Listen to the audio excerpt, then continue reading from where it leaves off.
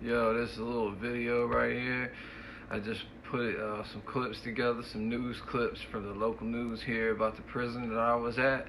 And a few of these stories took place while I was there, but the majority of them didn't. And but the same woman that is now left the prison, the warden, she had just started 6 to 8 months before I got there, and she ended up having to leave about a year and a half after I left. So I'm gonna play these clips just to let y'all know just a little bit. This is just scratching the surface of what goes down there. It's even scratching the surface of what they know goes down there. You know what I'm saying? Like, not even the shit that they don't know. So here, man, I'm gonna let y'all watch this clip, and I'll be commentating throughout. So I'll be starting and stopping the video and putting in my 2 cents in some of the parts. So hope you like it, man. Sub to the channel, hit the like button, and enjoy, man. Salute to everybody. Bars for breaking the law. Some of the people guarding those inmates have also had legal problems. We've learned several workers at the prison in Tabor City got fired for committing crimes, and another was indicted. When you see them blue doors like that, and blue doors is a blue unit.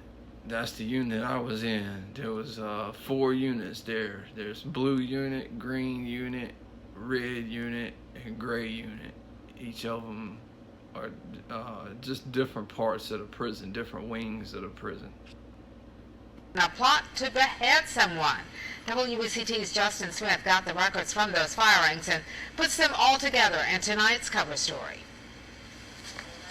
Termination letters show 5 Tabor Correctional employees were fired last year.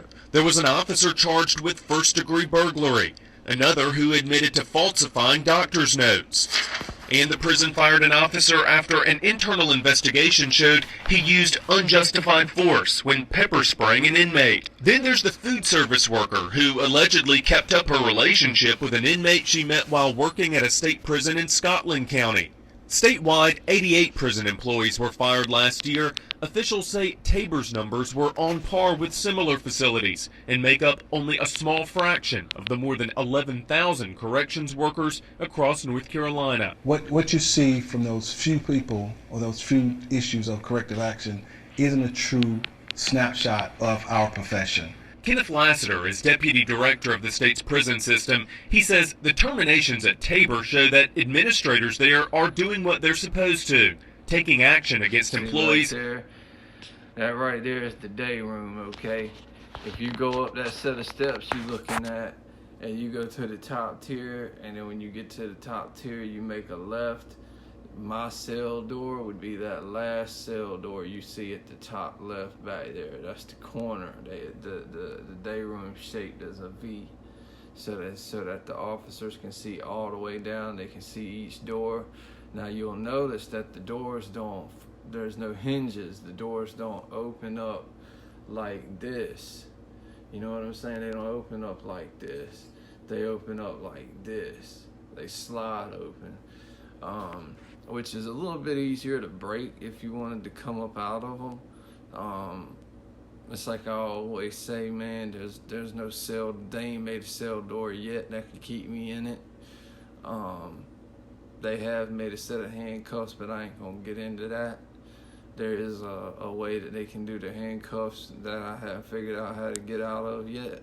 But anyway, this is the day room. So you got 2-man cells, right?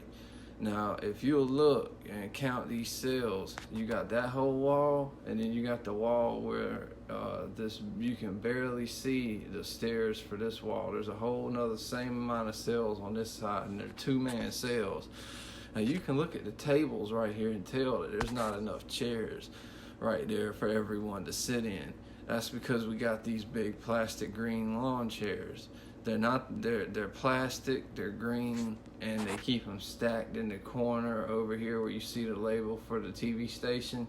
They would be stacked over there in the corner, just in the shower, right there. Their showers are on the ends of the tiers. So that's how the tiers set up. Who violate prison policies or the law. We can't expect to have a different outcome of the individual that we're sending back to society if he or she witnessed us being inappropriate and we accept it amongst our own culture. Lassiter says recruiting and keeping good corrections employees at prisons like Tabor would be easier with better pay. On average, correctional officers earn $29,000, but that could be changing. Governor Pat McCrory's proposed budget that he sent lawmakers here at the General Assembly includes nearly $21 million to phase in a new compensation plan for correctional officers. It's a plan that could lead to bigger paychecks for officers in Tabor City. North Carolina has 3 levels of prisons, minimum, medium, and close, but they all pay officers the same scale. So an officer at a minimum custody facility makes the same as someone at a close custody prison like Tabor, where officers put themselves at a greater risk. But the larger facilities and the close custody facilities are much more complex in reference to the inmate. We're dealing with a much more violent inmate. The inmate would just begin, most of them, the beginning of their time. And so they haven't adjusted to the confines of prison yet. Now, we've learned there will soon be a new leader at the prison in Tabor City. Patsy Chavis announced she will retire in July. She signed those termination letters Justin used for his story. Just so y'all know, these news stories are about 2 years old, so. And she's led that prison for 3 years. You can read the letters in Justin's story right now on W. Maybe they're older than that. I think it was 2014. 2014, I believe it was. BCT.com. Do you think prison employees should deliver fast food to inmates behind bars? Well, that's exactly what was happening at one state prison in our area until we started asking questions. Justin Smith joins us now in the studio with details of this WECT investigation. Justin? Fran, at Tabor Correctional Institution in Columbus County, inmates who are part of an official men's club were allowed to order meals from KFC. For $7, they got chicken tenders, potato wedges, and a biscuit. But for $7, right? Anyone that's done time in this state knows that there is no more cash on camp. Not legal cash anyway. Cash has been taken up. There's no more cash on camp. Everything is done through your card, your ID card. That's how you go to the canteen. That's how you get your clothes washed. That's how you get your meal at the mess hall. That's how you go to the gym. That's how you got to have that to leave the cell block. So how these guys are getting KFC for $7 a piece, they must be getting some kind of money sent somewhere. I'm not going to put it out there, but that's another form of corruption right there. Just getting the money sent. after we asked about fast food deliveries, the director of the state prison system suspended the club's activities. Our cameras were rolling outside the KFC in Whiteville last month as prison employees loaded big boxes of chicken meals into an unmarked cargo van with state tags.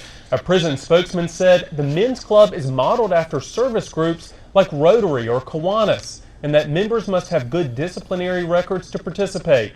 He also stressed that inmates use their own money to buy the food.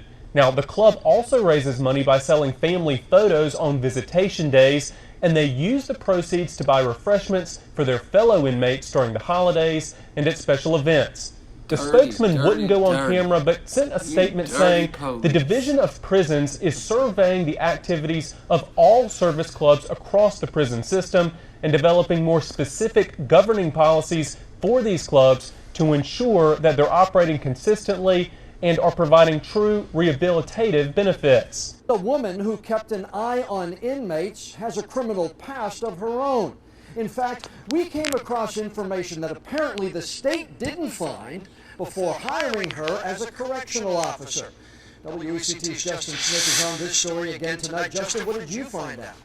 Well, John, Cynthia Daly is a correctional officer at the state prison in Tabor City. While she was waiting on an inmate to get medical treatment in Chapel Hill last week, Daly allegedly stole a purse, keys, and a wedding ring. It's not the first time. a correctional officer that's also a thief? It can't be. It can't be. No. She's been accused of wrongdoing. In fact, a year before she was hired, Daly was convicted of a crime.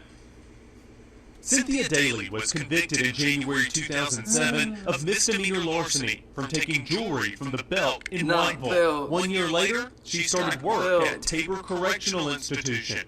According to state law, you can't work as a correctional officer within 3 years of being convicted of a misdemeanor. The State Department of Justice is responsible for certifying officers. A spokesman couldn't discuss Daly's records, but said if a job applicant uses an alias, charges might not show up in a criminal records check. The Department of Public Safety's website lists 2 aliases associated with Daly. Officials say in addition to the background check, finalists for correctional officers' positions have to disclose any criminal convictions.